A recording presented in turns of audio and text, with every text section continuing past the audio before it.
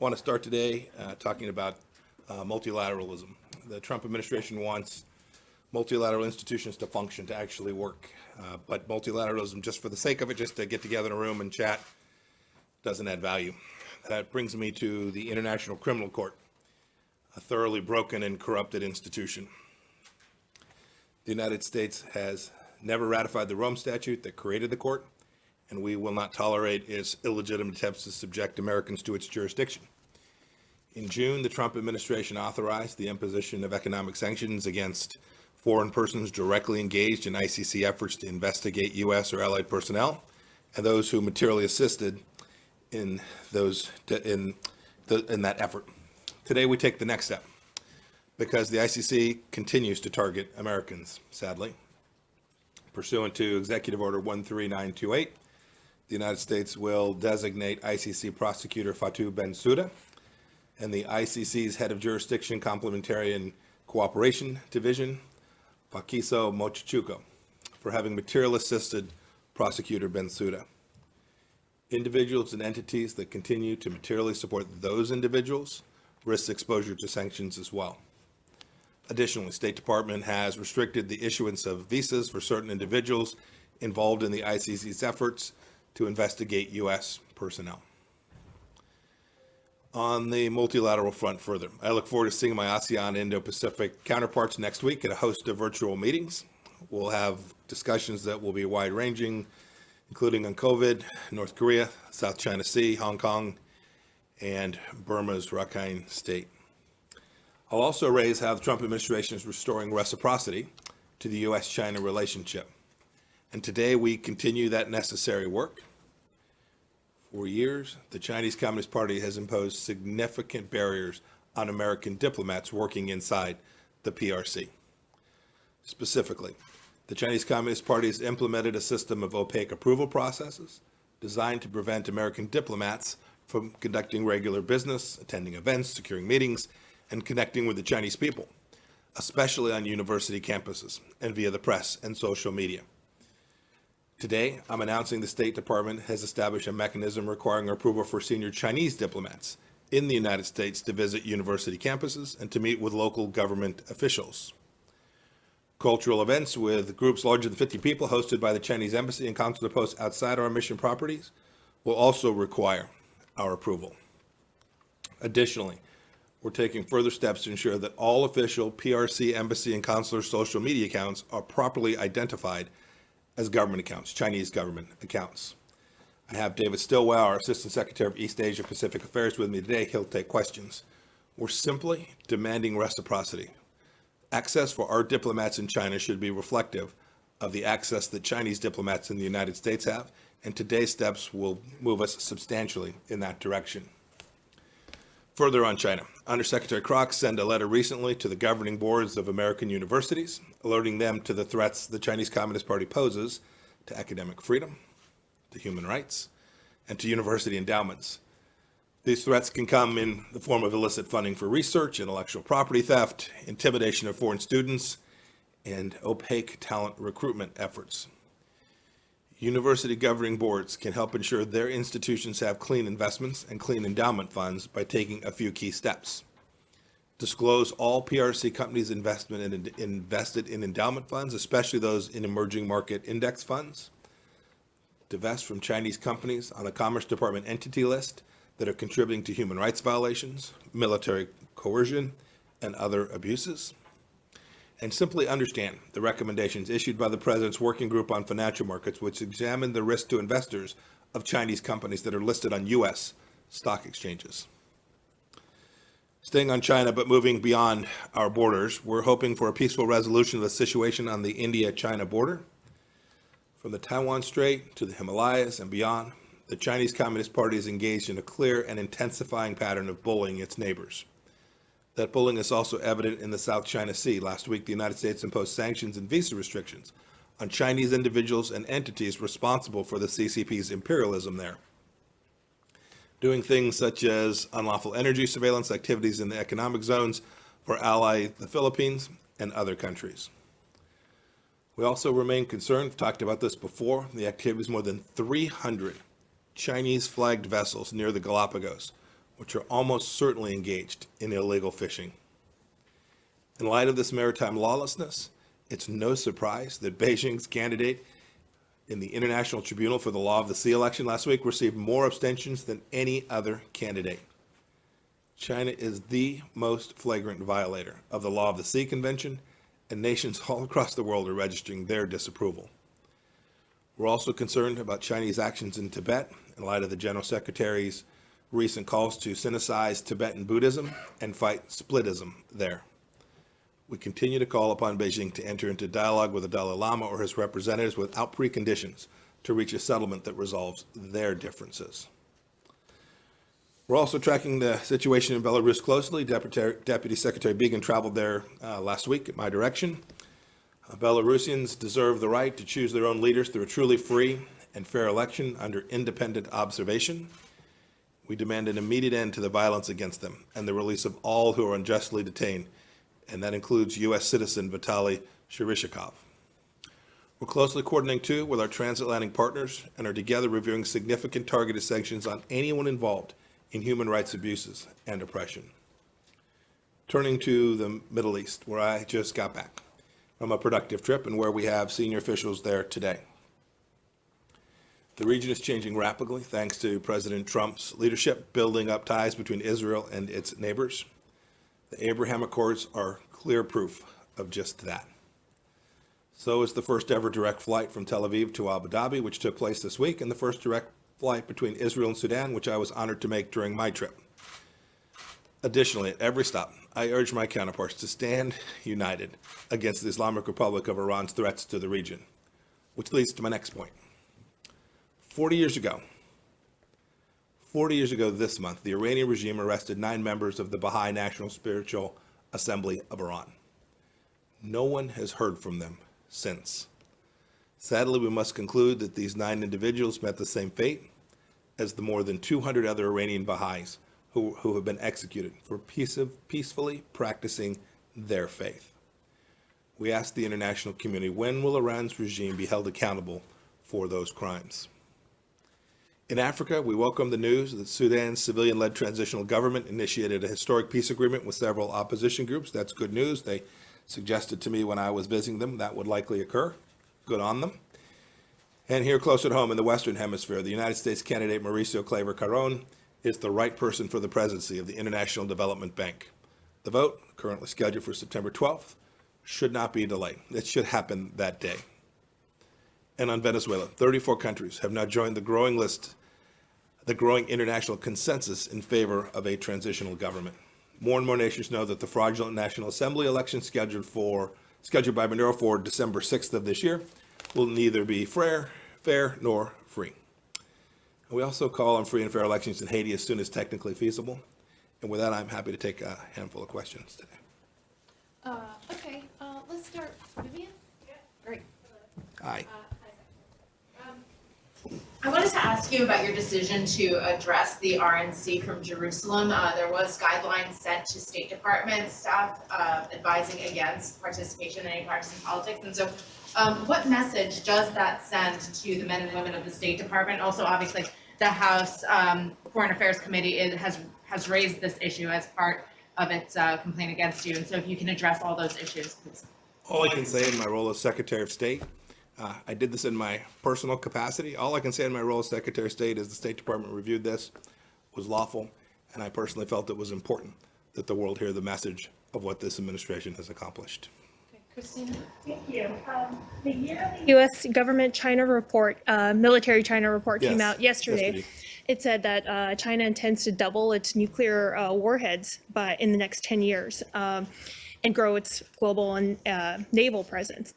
How do you think the U.S. and its allies should respond, and what do you think is the most alarming trend of China's military?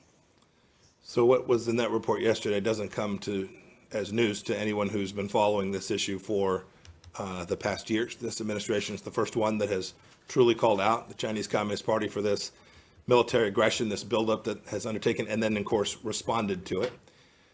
We've done a number of things. First, the president's put the largest defense budgets in American history in front of Congress, and they've passed it, $700+ billion.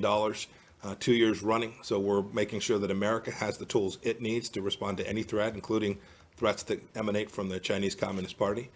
Second, on particular pieces of this, I'll give you an example, the nuclear weapons. We have implored the Chinese to be part of our strategic dialogue. We've suggested it's in their best strategic interest, it's in our best strategic, it's in the world's strategic interest to reduce the risk from these most dangerous weapon systems. And we're in productive conversations with the Russian on this if the Chinese Communist Party is serious about participating on the global stage and being a nation of size and scale that is part of this community, then it has an obligation. When you build out a nuclear arsenal with the kind of missile testing, more missile tests in China last year than I think all Western nations combined. If you're going to be serious, you have to use those in a way that is consistent with how nations undertake their obligations under the nuclear proliferation treaties, and all those obligations, written, unwritten, signed, and unsigned, and then they should enter in these strategic conversations. Well, we want to make sure that the risk of using those weapon systems in particular is diminished, and we stand ready to have them join this conversation with the Russians. I hope that they will. Secretary, a deputy to President Erdogan just said that Washington partial lifting of arms sale to Cyprus will agitate the conflict in the eastern of the Mediterranean. How do you respond to that, and how do you assess Turkey's influence in the Middle East? And on Lebanon, sir, if I can, the French president just wrapped a visit to Beirut. He met with all political leaders, yet we have Assistant Secretary David Schenker in Beirut, and he did not meet with any political leaders. Is this a message, and are you coordinating with the French on any initiative? So as for Lebanon, we're certainly in close conversations with the French. We share the same objective. Ambassador Hale was in Beirut several weeks back now. He met with a number of political leaders. The objective is the same. Business as usual in Lebanon just is unacceptable. I think President Macron said the same thing. This has to be a government that conducts significant reforms, real change. It's what the people of Lebanon are demanding. And the United States is going to use its diplomatic presence and its diplomatic capabilities to make sure that we get that outcome. I think the French share that. I think the whole world, frankly, sees the risk. Look, the risk stares you in the face. Missile systems, precision-guided missions that the Hezbollah holds in the south. We all remember the history of Lebanon. Everybody disarms but Hezbollah. This is the challenge that is presented. And so those people who are either part of that or are playing footsie with Hezbollah should know that that's not productive. It's not what the people of Lebanon want, and it's not what the regional security situation demands. So I'm confident that the United States, the French, and all of us who are working there on the ground, both to meet the immediate needs and the result that flowed from the explosion that took place now several weeks back, as well as the longer-term challenges that are presenting in Lebanon. We'll all work on it together. And on Turkey? You asked about the decision we made yesterday, or announced yesterday, with respect to Cyprus. It's been a long time coming. We've been working on this for an awfully long time. We know that this decision was announced in light of heightened tensions in the Eastern Mediterranean, but we thought it was the right thing, and so I made the decision we would move forward with it on the timeline that our decision was reached. President Trump's been in conversations with President Erdogan. He's spoken to the Prime Minister in Greece. We're urging everyone to stand down, to reduce tensions, and begin to have diplomatic discussions about the conflicts that exist there in the Eastern Mediterranean, the security conflicts, the energy resource conflicts, the maritime conflicts. They need to sit down and have conversations about this and resolve this diplomatically. It is not useful to increase military tension in the region. Only negative things can flow from that. Thank you, sir. I'll take a couple more. Okay. Thanks, Mr. Secretary. Hi. How do you justify the U.S. not joining the WHO-led COVAX effort to provide a vaccine globally when more than 170 other countries have joined? There is no nation that has been or will be as deeply committed to delivering vaccines all around the world as the United States of America, not just in terms of dollars. We will dwarf every nation in terms of the financial resources, the goodness of the American people, to give our money to make sure that these vaccines are delivered all around. No nation will match us. It won't even be close. But it is also imperative that when we do that, we need to do so in a way that's effective. It's not political, that is science-based. And what we have seen demonstrated from the World Health Organization, that it is not that. Jose. Yes, it's a question on Mexico. U.S. energy groups have written letters to you and others in the administration expressing concerns about developments in the energy sector in Mexico. They complain about the lack of legal certainty, investors' rights for U.S. companies in Mexico, taken by actions taken by the Mexican government. What is the Trump administration willing to do to defend U.S. interests in Mexico in the energy sector? And has this been risen to the presidential level? You know, most importantly, I'm familiar with this issue. We want American companies to have the opportunity to invest down in Mexico. It's what the USMCA was designed to achieve.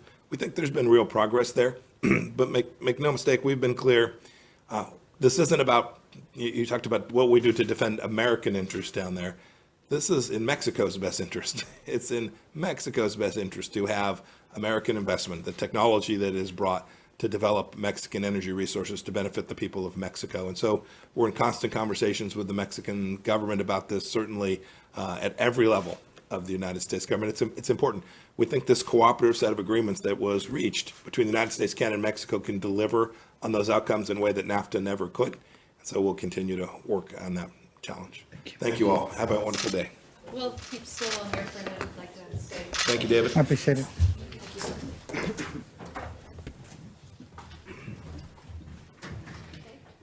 Okay.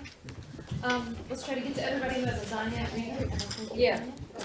Go ahead. To talk about if there's an escalation at the Indian-Chinese border, the LAC, where does the United States stand there? And it also says the Chinese Foreign Ministry has come up with a statement saying that the U.S. role in cause for Tibet is the cause for Tibet. How do you respond to that? For the conflict in the Himalayas, like all things, especially related to the PRC's differences of opinion with its neighbors, is we advise them to return to dialogue, resolve these things peacefully without coercion, use of force. That applies to the many conflicts that are going on in China's periphery right now. You mentioned Tibet, Xinjiang, very concerned still about what they're doing there. Hong Kong activities, South China Sea. I could go on and on.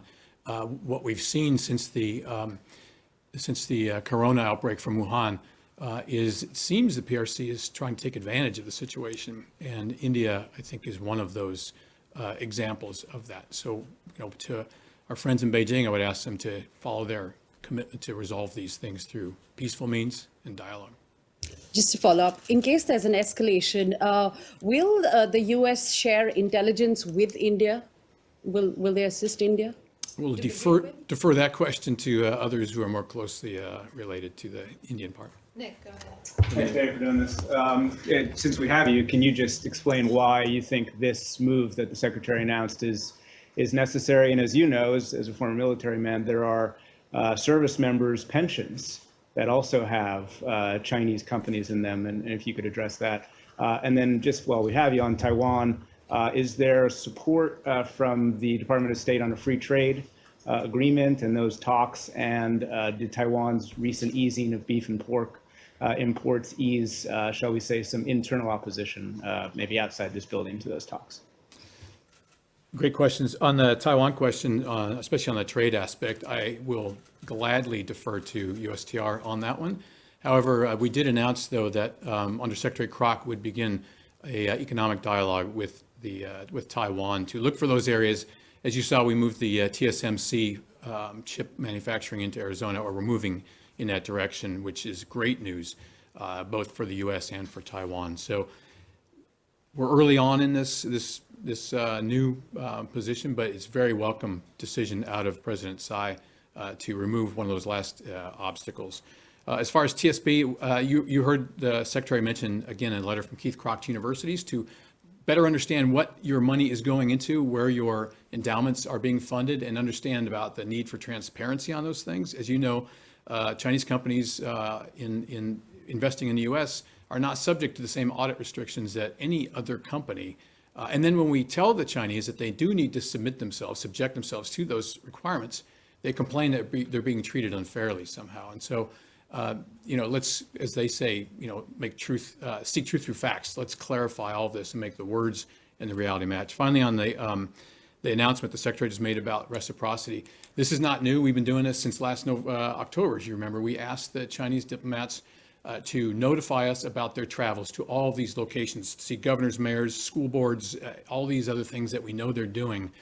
And we did that in an effort not to reduce the relationship interaction, but to get them to understand that we are going to insist on getting this relationship back in balance, because it is clearly way out of balance. And balance, to me, equates to stability, and that the instability in this relationship causes all of us concern. We're taking steps to fix that. Thanks. Kara?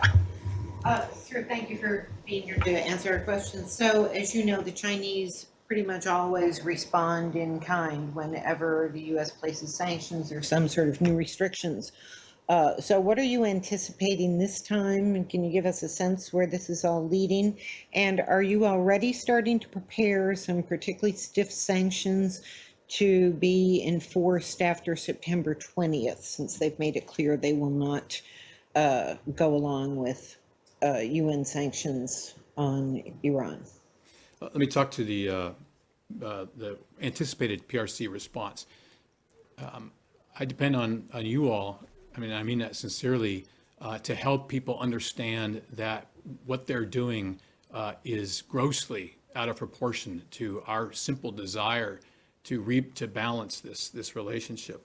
And so we've seen both. We've seen sometimes where they have understood that this was long overdue, and there's been no response. And especially in terms of media, they have taken some very unfortunate steps of late, and they continue to do things to media in the PRC, especially those reporters who understand what's going on, those with language skills, and those who investigate issues they would rather not the world not know. Finances of elites got New York Times and Bloomberg in big trouble when I was out there in 2011, 2012. Most recently, the Wall Street Journal published a very balanced op-ed that was titled "Sick Man of Asia," and that they bounced 2 Americans and an Australian for that. And so if there's concerns about reciprocal, what they call reciprocal retaliation is a better word, let's make sure we paint a very clear picture of what they're doing, what that real balance looks like. You know, there's 150 or more Chinese diplomats here. I mean, they're Chinese state media folks who work for the Ministry of Propaganda here in the U.S., operating, without restriction. And there's only a handful of American journalists left in China right now. Let's paint that picture so everybody understands what we're talking about. Thanks. Can you comment on the possible impact of China blocking the export of artificial intelligence and its fallout with the possible sale of the American branch of TikTok? And also, are you concerned about the announcement that there are going to be increased COVID tests throughout Hong Kong? Apparently, there's concern among activists that this would be used for DNA collection. To your second question, I can't speak to what the intentions are in Hong Kong. I have noted folks in Hong Kong are they have concerns, as you would imagine. Both your questions are related because they deal with information and China's collection of that. For an analog, though, I would point you back to before we had the so-called vocational training centers, the Uyghur internment camps. We had mass genetic testing, and it was masked. It was portrayed as health checks for Uyghurs. And so they were collecting DNA on Uyghurs under the guise of doing health checks. So given that example, I think the Hong Kong people are rightly concerned. And then as far as the TikTok and AI, again, I'm not an expert on tech, but I do know that information is the new currency. It's like oil. It's something everybody can use and needs and all that. But in a country that does run under the auspices of rule of law, I think people can trust that their information will be used for good things and not for nefarious outcomes.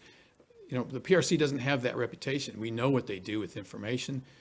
They target individuals with it. It's the greatest state security apparatus anybody's ever seen. Anybody's been there, every street corner, not just one camera, it's got like 8 on every corner. And so we know that we use facial recognition and all those things to affect your social credit score, to affect your ability to get a job or put your kids into school.